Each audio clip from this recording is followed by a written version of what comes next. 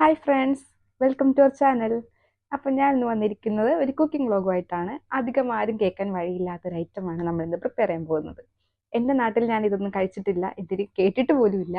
ഇവിടെ കൊച്ചി വന്നേ പിന്നെയാണ് ഞാൻ ഇതുകൊണ്ട് ഇങ്ങനെ ഐറ്റംസ് ഉണ്ടാക്കാലേ എന്നൊക്കെ അറിഞ്ഞത്. അപ്പോൾ എന്നെപ്പോലെ അറിയില്ലാത്തവർക്ക് വേണ്ടിയിട്ടുള്ളതാണ് ഈ വീഡിയോ. ക്യാബേജ് ഉണ്ടി എന്നാണ് ഈ വിഭവത്തിൻ്റെ പേര്. ഇത് ക്യാബേജ് കൊണ്ട് ഉണ്ടാക്കുന്ന ഒരു ഐറ്റമാണ്. ഇത് GSPക്കാരുടെ ഒരു സ്പെഷ്യൽ ഐറ്റമാണ്. ഇത് പ്രിപ്പയർ ചെയ്യാനായിട്ട് വളരെ ഈസിയാണ്, അതുപോലെ തന്നെ നല്ല ടേസ്റ്റിയുമാണ്. ഞാൻ ഇവിടെ വന്ന് കഴിച്ചപ്പോൾ തന്നെ എനിക്ക് ഇഷ്ടപ്പെട്ടൊരു സംഭവമാണ് ഈ ക്യാബേജ് ഉണ്ടി. അപ്പോൾ നിങ്ങൾക്കും കൂടി വേണ്ടിയിട്ട് അത് എങ്ങനെയാണ് പ്രിപ്പയർ ചെയ്യുന്നതെന്ന് ഞാൻ കാണിച്ചു തരാം. അപ്പോൾ വീഡിയോ ഇഷ്ടപ്പെട്ടാൽ എല്ലാവരും ലൈക്ക് ചെയ്യണം, കമൻറ്റ് ചെയ്യണം, ഷെയർ ചെയ്യണം.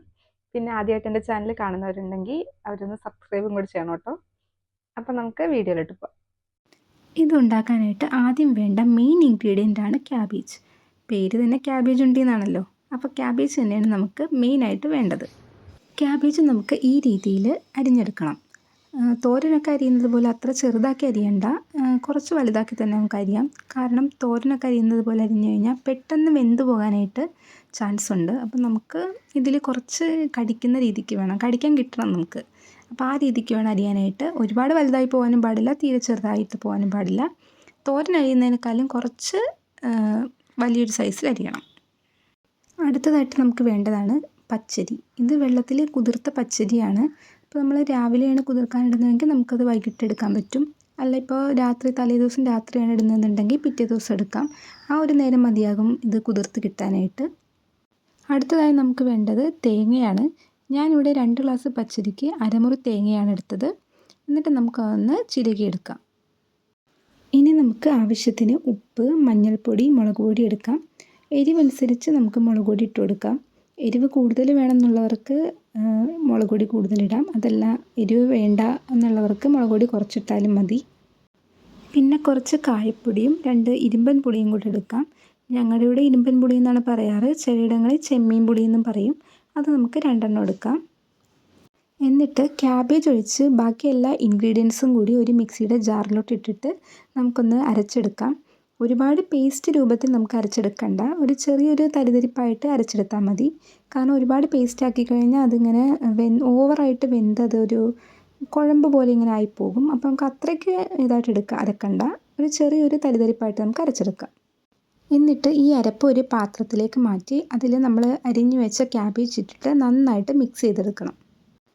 ഇതിൽ കാണുന്നത് പോലെ നമുക്ക് നന്നായിട്ട് മിക്സ് ചെയ്തെടുക്കാം.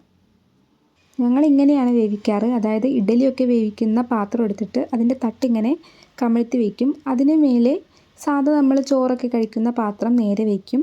എന്നിട്ട് നമ്മൾ ഈ അരച്ച് വെച്ച മാവ് ഇങ്ങനെ ഇട്ട് കൊടുക്കണം. എല്ലാ ഭാഗത്തും ഫില്ല് ചെയ്യുന്ന രീതിക്ക് കറക്റ്റായിട്ട് നമ്മളിങ്ങനെ മാവ് ഇട്ട് വെച്ചിട്ട് അത് അടച്ചു വെച്ചിട്ട് ഒന്ന് ആവിയൊക്കെ വരുന്നത് വരെ ഒന്ന് വേവിക്കണം. കുറച്ച് വെന്ത് വരുമ്പോഴത്തേക്കും ഈ ഒരു രീതിയിലായിരിക്കും. ഇത് വെന്തിട്ടുണ്ടോ എന്ന് നോക്കുക. വെന്തിട്ടില്ല എന്നുണ്ടെങ്കിൽ ഒന്നും കൂടി ഒന്ന് അടച്ചു വെച്ചിട്ട് നന്നായിട്ടൊന്ന് വേവിച്ചെടുക്കണം. അപ്പോൾ ഇതാണ് ക്യാബേജ് ഉണ്ടി. ഞാനിത് പീസായിട്ട് കട്ട് ചെയ്തതാണ്. ഇതെങ്ങനെ കഴിക്കേണ്ടതെന്ന് വെച്ച് കഴിഞ്ഞാൽ, നമുക്ക് സാധാ വെളിച്ചെണ്ണ ഉണ്ടല്ലോ, കോക്കനട്ട് ഓയിൽ, അതെടുത്തിട്ട് ഇതിൽ നിന്ന് കുറച്ചെടുത്ത് നമുക്കതും കോക്കനട്ട് ഓയിലും കൂടി മിക്സ് ചെയ്ത് നമുക്ക് കഴിക്കാം. നല്ല ടേസ്റ്റാണ്. പിന്നെ നമുക്കിത് ഫ്രൈ ചെയ്തും കഴിക്കാം. അതായത് സാധാ ഒരു ദോശപ്പാൻ എടുത്തിട്ട് കുറച്ച് വെളിച്ചെണ്ണ തൂക്കി ഇത് കുറച്ച് ചെറിയൊരു പീസായിട്ട് കട്ട് ചെയ്തിട്ട് നമുക്ക് അതിൽ നിരത്തി വെച്ചിട്ട് ഫ്രൈ ആകുന്നതിനനുസരിച്ച് തിരിച്ചും മറിച്ച് ഇട്ട് കൊടുക്കുകയാണെങ്കിൽ ഇത് നല്ല ക്രിസ്പി ആയിട്ട് കിട്ടും. നല്ല ടേസ്റ്റാണ്. എല്ലാവരും ട്രൈ ചെയ്ത് നോക്കണം. വളരെ സിമ്പിളായിട്ട് ഉണ്ടാക്കാൻ പറ്റും. ആർക്ക് വേണമെങ്കിലും ട്രൈ ചെയ്ത് നോക്കാവുന്നതാണ്. വളരെ ഈസിയാണ്, അതുപോലെ തന്നെ വളരെ ടേസ്റ്റിയുമാണ്. അപ്പോൾ എല്ലാവരും ഒന്ന് ട്രൈ ചെയ്ത് നോക്കിയിട്ട് അഭിപ്രായങ്ങൾ ഉണ്ടെങ്കിൽ കമൻറ്റ് ബോക്സിൽ പറയണം. അപ്പോൾ ഓക്കെ, ഇത്രയേ ഉള്ളൂ ഇന്നത്തെ വീഡിയോ. ബൈ.